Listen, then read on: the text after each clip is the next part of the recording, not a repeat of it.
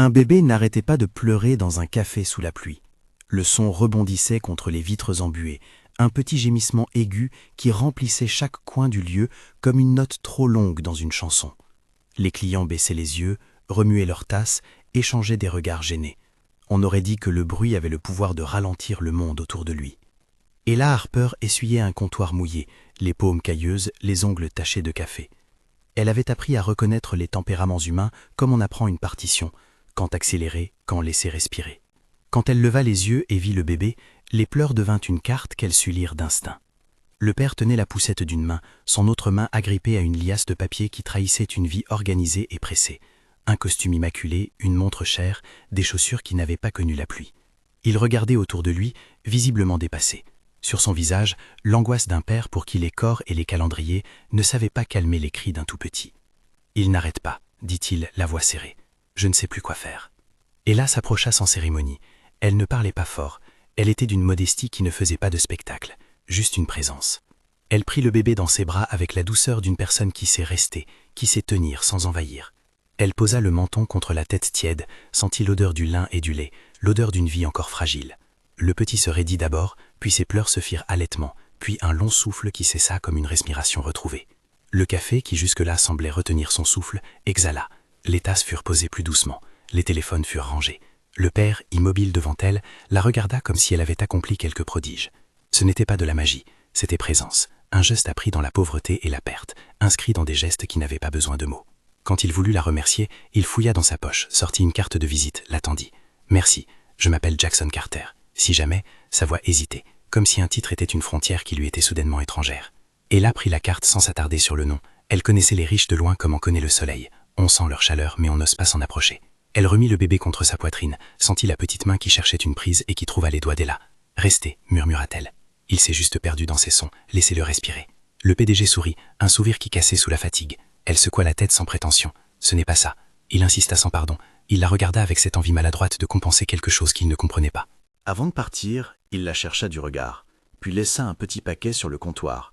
Un chèque plié, écrit à la main, le montant clairement lisible, 2000 $, et une courte note. « Merci, j'y sais. » La main qui avait signé tremblait légèrement dans la pression du papier.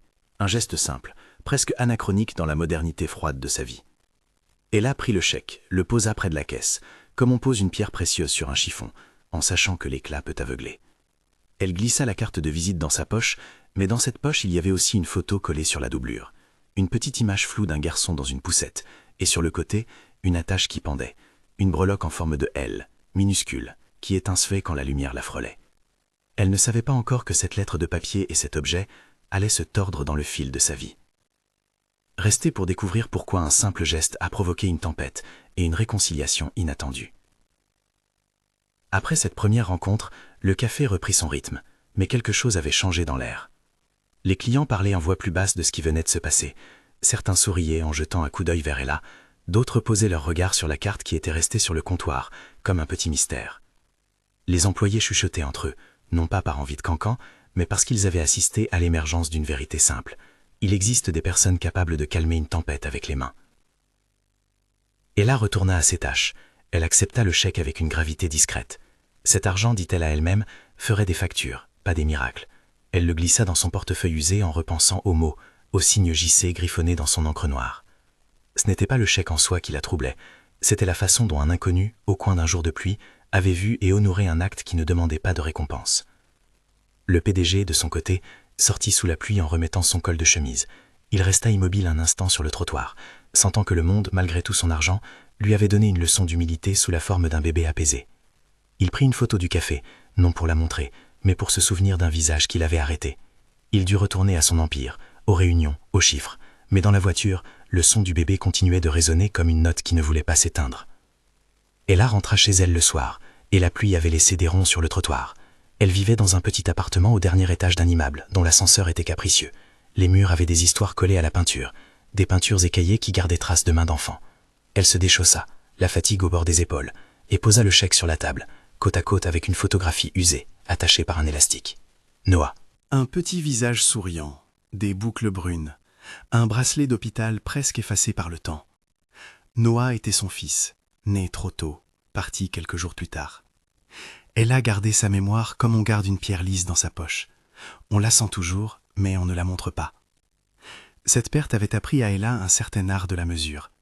Elle ne pouvait pas ignorer l'émotion brute d'un bébé qui pleurait, mais elle ne se laissait plus approcher par les promesses faciles de guérison. Elle s'était reconstruite autour d'un quotidien où la douleur existait, mais n'était pas maîtresse. Elle savait que tenir un enfant ne guérit pas un cœur brisé. Cela l'apaise, l'ouvre, le rend possible à nouveau. Tenir Léo ce matin-là avait réveillé des tendresses anciennes, des choses qu'elle avait prévu de garder pour elle. Les jours suivants, elle ne chercha pas Jackson Carter. Elle vivait dans une ville où les PDG et les serveuses correspondaient à des continents parallèles. Pourtant, le chèque restait dans son portefeuille, un rappel que le monde pouvait parfois se mêler de façon imprévue. Elle utilisait l'argent pour régler des factures, acheter du lait pour la vieille voisine, remplacer une ampoule brisée. Finalement, il s'avéra que le geste de gratitude du PDG servait autant à remettre en mouvement sa conscience qu'à combler un compte. Puis vinrent les jours où Léo revint au café. Ce n'était plus l'altercation d'un matin pluvieux, c'était un lien qui se formait. Jackson venait parfois, déjà un peu moins pressé, parce que le travail ne remplissait pas les intervalles entre les pleurs d'un bébé et les sourires qui suivaient. Ils se parlèrent davantage que la première fois. Il offrit plus qu'un chèque.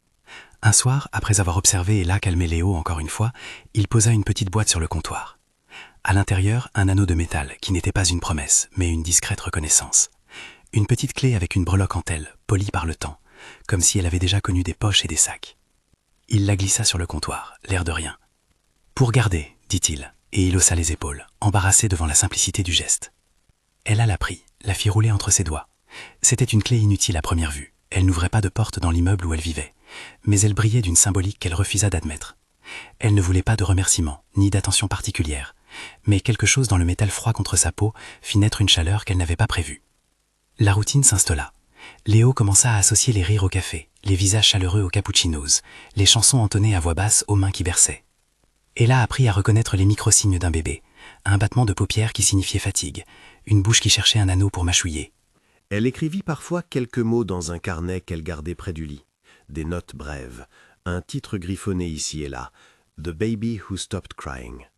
C'était plus une phrase test qu'un projet, une idée fragile qu'elle caressait les soirs où la solitude était moins lourde. Jackson observait, souvent de loin, comme on assiste à un tableau qui vous interroge. Son costume restait impeccable, mais ses gestes s'adoucissaient. Il avait appris à préparer des repas plus simples, à plier des bodys minuscules, à lire des histoires avec une attention qu'on ne lui avait pas connue dans les salles de réunion.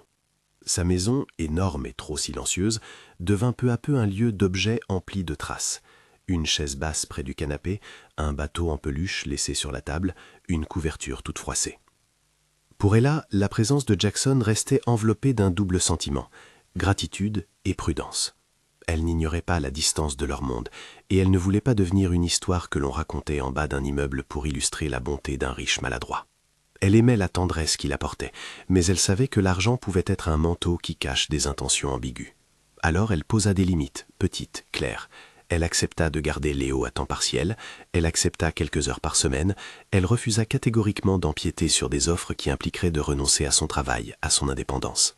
Elle voulait préserver sa dignité plus que l'idée d'être secourue. Les semaines se déroulèrent comme un montage, biberon, sieste, premiers essais de mots, rires involontaires. Jackson prit des photos où l'on voyait Ella et Léo se regarder avec une concentration infinie, comme si deux personnes se partageaient la même respiration. Parfois, il ramenait un livre pour enfants qu'il lisait d'une voix maladroite. Parfois, il arrivait en retard, essoufflé par une réunion, mais il s'excusait toujours avec une sincérité qui ne sonnait pas fausse.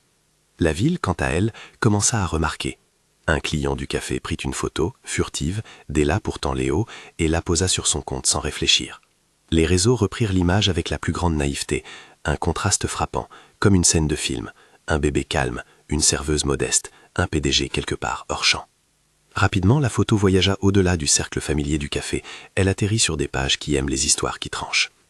Au début, ce fut un flot de commentaires anodins, des likes, des cœurs, puis vinrent les hypothèses. Certains saluèrent la bonté du PDG, d'autres posèrent des questions acérées. Pourquoi un homme aussi riche laisserait-il un chèque si généreux à une serveuse? D'autres encore suggéraient l'irrévérence d'un rapprochement inapproprié. La nuance s'effaça vite, les imaginations comblèrent les blancs que la photo laissait. Les médias minuscules devinrent des caisses d'écho. Ce qui avait été un geste simple se transforma en récit. Lorsque la photo fut repérée par un blog au ton croustillant, tout prit de l'ampleur. Les titres cherchaient le scandale plutôt que la tendresse. Ils firent des suppositions, collèrent des étiquettes. Serveuse pauvre, opportuniste, titra l'un. Le PDG et la mystérieuse femme du café, dit un autre. Les chiffres et la vie personnelle d'Ella furent triturés par des interprétations qui n'avaient rien à voir avec ce qu'elle était. La première fois qu'elle vit son visage encadré par des titres acides, Ella sentit une douleur physique, comme si quelqu'un avait appuyé sur une blessure qu'elle avait apprise à recouvrir. Les regards changeaient dans le café quand elle passait. Certains clients la regardaient avec pitié, d'autres avec une curiosité malveillante. Les rires devenaient plus rares. Elle n'avait rien demandé à personne. Elle tenait le chèque d'un geste qui lui permettait de rester à flot, et voilà que le monde discutait de son honneur. Jackson, averti par un coup de fil de son équipe de communication, fut pris dans une tempête qu'il n'avait pas planifiée. Son bureau reçut un flot de notifications, de messages, d'exigences. Son équipe PR, entraînée aux crises, proposa des positions, des spoilers, des réponses formatées. Il sentit la modernité froide de la machine qui voulait transformer une histoire humaine en un incident à maîtriser. Pour la première fois, il comprit que la compassion pouvait avoir des conséquences qu'on ne contrôle pas. Elle, choisit de s'éloigner. Ce n'était pas une réaction théâtrale, c'était une décision simple de protection. Elle rangea ses cahiers, y compris celui où était griffonné son titre impermanent, et elle prit ses choses. Elle refusa les questions des collègues, elle s'absenta un soir sans explication. Elle ne voulait pas que Léo soit pris dans le tourbillon, pas qu'un enfant paye le prix des suppositions des adultes. Ce départ n'était pas une capitulation, c'était un acte de préservation. Elle savait combien la presse aimait faire des héros et des méchants d'un coup, et elle refusa d'être réduite à une figure de roman qu'on pouvait juger avec un survol. Elle partit avec la même dignité froide qu'elle avait su garder pendant des années de difficultés. Jackson réalisa avec retard la violence de la réaction publique. Ce n'était pas seulement la marque sur son écran, c'était la souffrance dans les yeux d'Ella lorsqu'elle avait croisé son regard, la façon dont son départ avait laissé un espace vide où la tendresse avait vécu.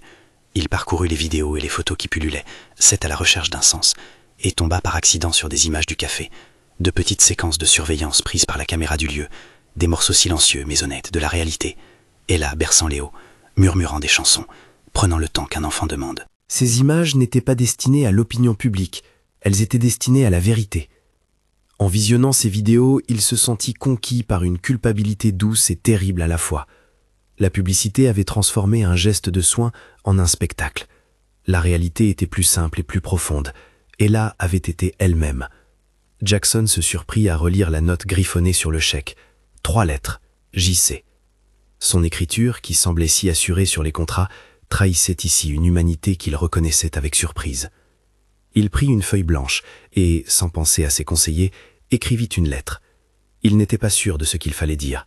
Ce qui lui parut juste fut de parler vrai, d'excuser la médiatisation, de remercier pour ce qu'elle avait fait, de demander pardon pour avoir contribué, même involontairement, à l'exposer.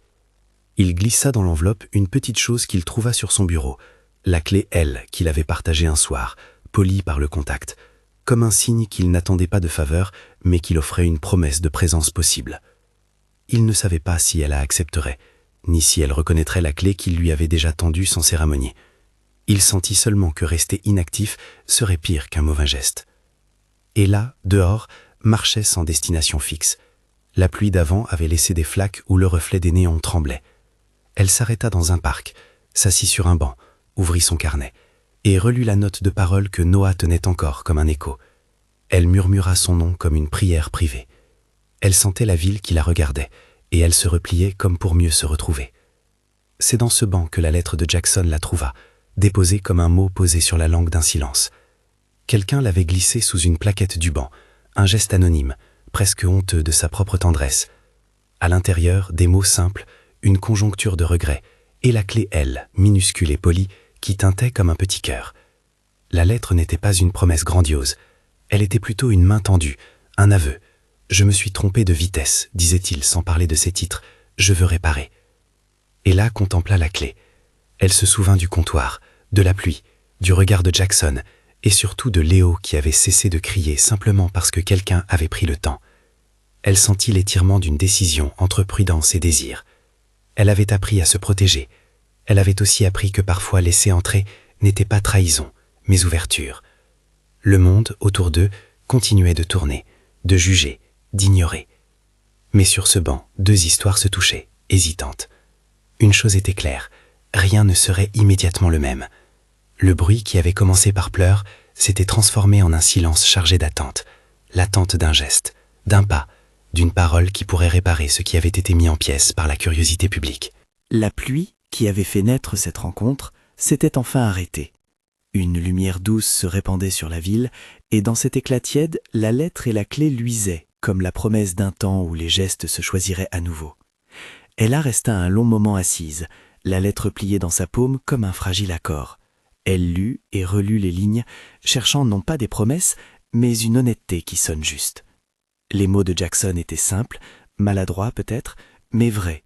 Excuse, reconnaissance, une demande de pardon pour avoir laissé l'histoire devenir spectacle. La petite clé, elle, tintait contre le papier, émettant un son presque timide, comme si elle aussi voulait demander la permission d'exister entre eux. Elle sentit d'abord la prudence. Tout dans sa vie avait été appris par morceaux, le tri des factures, la gestion des ruptures, le soin des autres quand personne ne regardait. S'engager dans une histoire publique, même douce, risquait d'ouvrir des plaies qu'elle avait bandées. Puis il y avait Léo qui avait souri dans ses bras, qui avait trouvé en elle une constance. Et il y avait Noah, toujours présent comme un souffle dans sa poitrine. Ella posa la lettre sur son carnet, caressa la photo de Noah et, sans savoir pourquoi, décida d'écrire une seule phrase dans la marge. « Je veux des gestes, pas des expositions ». Quand elle revint au café le lendemain, le soleil était timide. Les collègues l'accueillirent avec des sourires tièdes, respectueux, certains encore honteux du battage. Jackson n'était pas là. Ella garda la lettre dans sa poche, la clé contre sa peau comme une promesse à évaluer. Elle n'en parla à personne. Les clients revenaient, certains toujours curieux, d'autres distraits par leur propre vie. Le pouls du lieu reprit une normalité hésitante. Quelques jours plus tard, Jackson prit rendez-vous pour la retrouver au même parc. Il n'arriva pas en costume. Il portait un pull simple et une écharpe qui avait connu des voyages. Sa démarche était celle d'un homme qui avait appris la retenue, moins assuré, plus attentive. Il s'assit à distance, respectueux des silences qu'elle avait appris à tenir. Il avait dans les mains une tasse de café dont il souffla la vapeur comme pour chasser l'artificialité des gestes. « Merci d'être venu », dit-il quand elle se fut assise. Sa voix était basse, sans fanfare d'argent ni d'ego. Il ne chercha pas à expliquer ses titres. Il posa sur le banc un petit carnet et une photo de Troyes, imprimée discrètement, non destinée au réseau. Il la regarda, sans précipiter. Ella le jaugea un instant, puis dit « J'ai lu ta lettre ». Il hocha la tête. « Je veux réparer, si c'est possible. Pas réparer d'un point de vue public, mais réparer pour toi, pour Léo, pour ce que j'ai fait en laissant ça devenir, ce que tu as vu. » Elle l'écouta, scrutant les petites marques de sincérité sur son visage. Il parla de l'équipe PR qui avait voulu maîtriser la situation, des injonctions à publier une version lisse de l'histoire, des conseils à mettre une photo officielle. Il avoua sa gêne devant la machine qui voulait transformer les gens en pages faciles à déplier. Il pensait bien faire, dit-il, protéger l'entreprise, mais j'ai laissé la peur décider, et j'ai oublié que la vie des gens n'est pas un dossier. Ella répondit sans colère, mais avec une fermeté qui avait grandi dans les nuits où elle avait appris à dire non. « Ce que je veux, Jackson, ce n'est pas d'effacer ce qui s'est passé. Je ne cherche pas à faire une histoire. Je veux juste garder la dignité de ce que j'ai choisi de faire. » Elle posa la main sur la clé L dans sa poche. « Je veux qu'on respecte mon travail, mes horaires, mes limites. Pas de photos, pas de discours, pas de chèque qui devient excuse pour parler à ma place. » Il l'écouta, attentif, et accepta chacune de ses conditions comme on accueille une vérité qu'on a négligée. Il proposa alors des gestes concrets et modestes. Protéger l'adresse de son appartement, parler aux journalistes pour demander la suppression des publications où elle apparaissait sans consentement, empêcher que Léo soit filmé par la suite. Il offrit aussi une option pratique, pas une mainmise financière, mais un soutien ponctuel payé pour la garde de Léo quand elle voudrait des heures libres, des soirées pour écrire. Ella posa une condition. Tout arrangement devait rester discret, simple et discuté entre eux, sans médiation de l'équipe de communication. Il accepta avec gratitude. Ils se levèrent tous les deux, comme deux personnes qui remontent d'un fossé après une pluie. Rien n'était conclu pour demain. Pourtant, un pas venait d'être franchi, un pas mesuré, donné à voix basse. Sur le banc, la lettre repliait ses coins et la clé jaugeait la possibilité d'une confiance à reconstruire. Les semaines qui suivirent furent lents travaux d'orfèvre. Rien ne changea d'un coup. Jackson apprit à composer avec la discrétion que demandait Ella. Pas d'éléments ostentatoires, pas d'Instagram enflammé, pas de soirée où l'on aurait pu les placer en vitrine. Quand il interpellait sa propre équipe, il usait tout de suite d'un mot nouveau, respect.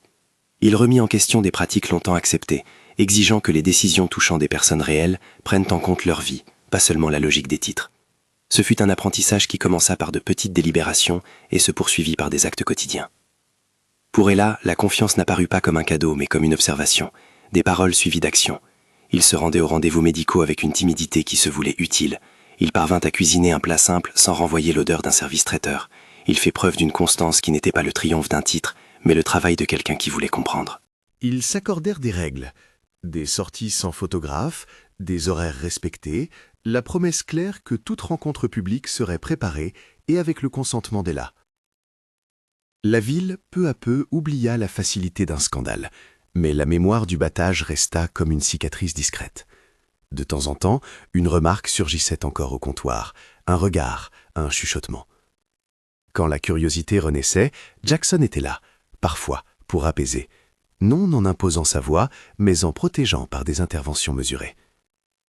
Il demanda à ses collaborateurs de retirer certaines publications, d'envoyer des demandes de retrait respectueuses et refusa toute compensation médiatique en échange.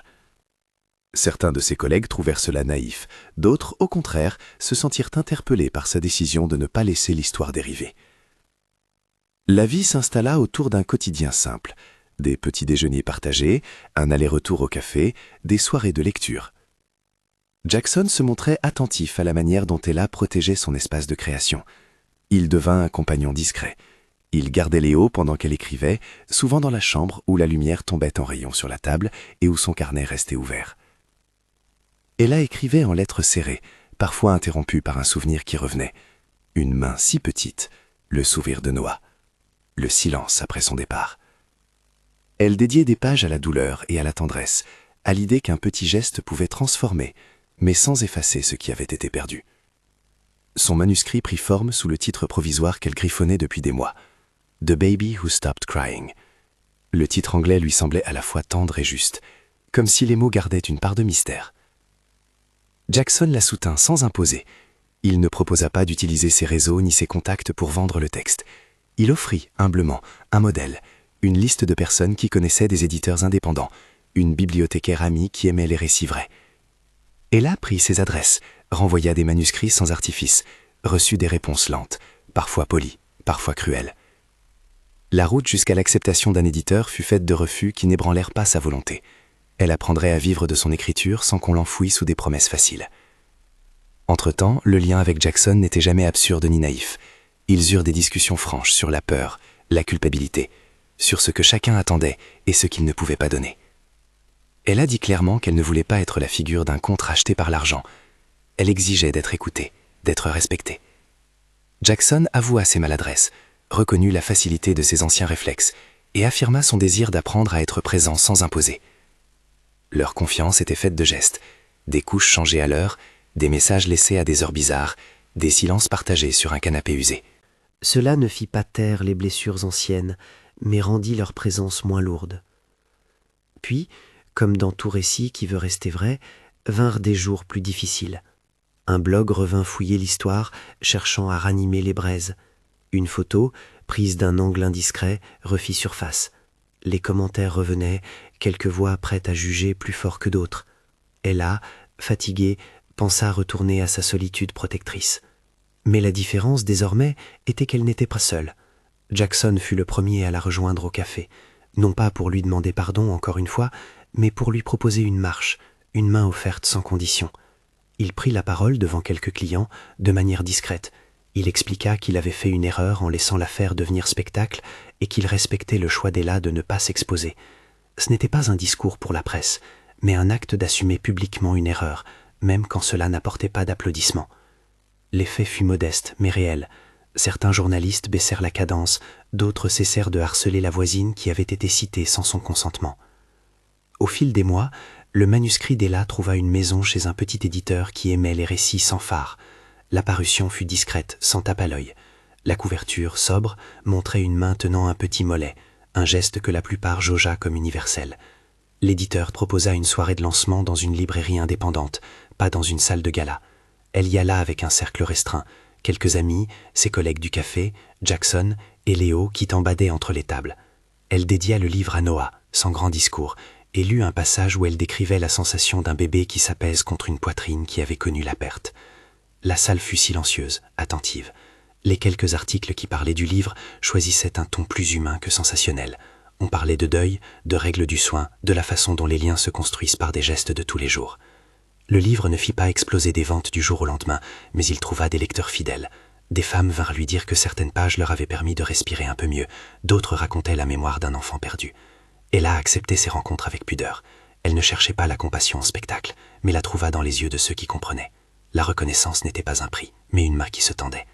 Dans cette période où la pluie devenait parfois une brune, Jackson et Ella continuèrent à construire, non une histoire de conte de fées, mais une vie ordinaire hérissée d'attention.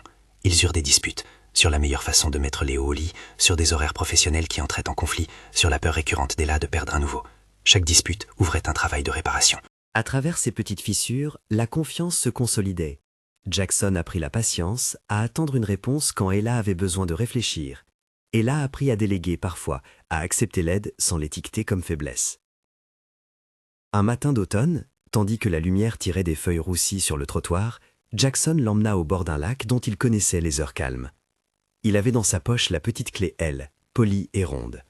Il avait passé des nuits à repenser à la lettre qu'il lui avait envoyée, aux mauvais réflexes de sa vie d'avant et à la nécessité de prouver par des actes plutôt que par des paroles. Ils marchèrent sans se presser, Léo courant devant eux, une écharpe nouée autour du cou comme un drapeau de conquête. L'endroit était discret, loin des flashs, un coin de la ville que peu connaissaient. Ils s'arrêtèrent devant l'eau, où le ciel se pliait en une patine douce. Jackson s'agenouilla, non pas comme geste théâtral, mais par pudeur, comme on se place dans une posture qui dit « Je me mets à ta hauteur ». Il sortit la petite clé L et l'accrocha à un cordon simple, la tendant vers Ella comme si elle allait l'utiliser pour ouvrir quelque chose qui ne se voyait pas, mais qui avait une existence réelle. « Je n'ai pas de promesse parfaite à te donner, dit-il, seulement ceci, je veux être présent. Je veux te demander quelque chose d'autre si tu le veux aussi, quand le moment sera venu. Mais aujourd'hui, je veux te demander de m'autoriser à rester. Pas pour un titre, pas pour des discours, pour être là, à côté, dans les petits riens. » Ella sentit que ses yeux piquaient, non d'un saut vers l'idéal, mais d'une reconnaissance d'une constance offerte. Elle accepta la clé, se laissa toucher le bout des doigts, puis posa la corde autour de son cou. Elle comprit que la valeur de l'objet n'était pas matérielle. La clé n'ouvrait ni coffre ni porte. Elle symbolisa un choix partagé, une clé d'accès à une vie qui peut-être pourrait être construite ensemble. Les mois suivants, leur union prit la forme d'un quotidien où chacun conservait son autonomie. Jackson continuait à diriger son entreprise, mais il laissait plus de place à l'humain derrière le contrat. Ella continuait à travailler au café, quand elle le souhaitait, pour garder le contact avec sa communauté et sa propre indépendance. Léo grandissait, ses premiers mots se firent entendre, ses pas hésitants transformèrent la maison en un endroit vivant. Jackson apprit à changer les couches avec de la méthode. Ella apprit qu'accepter de l'aide n'était pas perdre du pouvoir. La proposition formelle de mariage ne fut pas une demande publique ni un événement étincelant. Elle vint à la fin d'un dîner simple, préparé à 4 mains, sur une table où la couverture du premier exemplaire du livre d'Ella reposait à côté d'une tasse de thé refroidie. Jackson posa une question humble, sans théâtre, tenant dans sa main une petite boîte. À l'intérieur, pas un diamant démesuré, mais une bague discrète, sertie d'une pierre modeste, et un symbole gravé à l'intérieur. Elle. « Je ne veux pas acheter ton avenir, dit-il. Je veux choisir d'y être, jour après jour. Veux-tu m'épouser » Ella prit à boîte, regarda la pierre, huma le silence, et répondit en souriant, les yeux un peu mouillés. Elle avait appris à peser les demandes d'engagement non pas à l'aune de promesses grandioses, mais à celles d'actions quotidiennes. Elle dit oui non pas parce qu'elle croyait aux fins simplistes, mais parce qu'elle avait vu, dans la patience et la constance, une possibilité de construire une famille qui ne renierait ni sa douleur passée, ni sa capacité à aimer. La cérémonie fut intime. Quelques amis, quelques collègues du café, la libraire qui avait cru en son manuscrit. Pas de gros titres, pas de tapis rouge. Dans la petite salle où l'on pouvait entendre le grincement des chaises, Ella prononça une courte phrase dédiée à Noah et à la façon dont la mémoire d'un enfant peut guider la lumière d'une famille nouvelle. Léo coupa parfois la parole, heureux d'être le centre d'un monde enfin ordinaire. Le livre d'Ella connut un succès discret et constant. Il ne remplit pas les pages des tabloïds, mais il trouva sa place dans les mains de lecteurs qui l'avaient attendu. Elle fut invitée à des rencontres, invitée à parler non de sa vie comme d'un spectacle, mais de la manière dont on reconstruit après un deuil, comment des gestes simples peuvent être des actes de guérison. Elle garda son intégrité, pas de dramatisation, pas de récupération.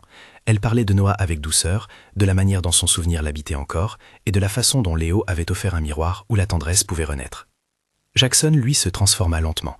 Il ne devint pas autre chose que lui, mais il apprit à mesurer ses gestes, à faire de la compassion une habitude et non une chorégraphie. Sa vie professionnelle prit une couleur différente.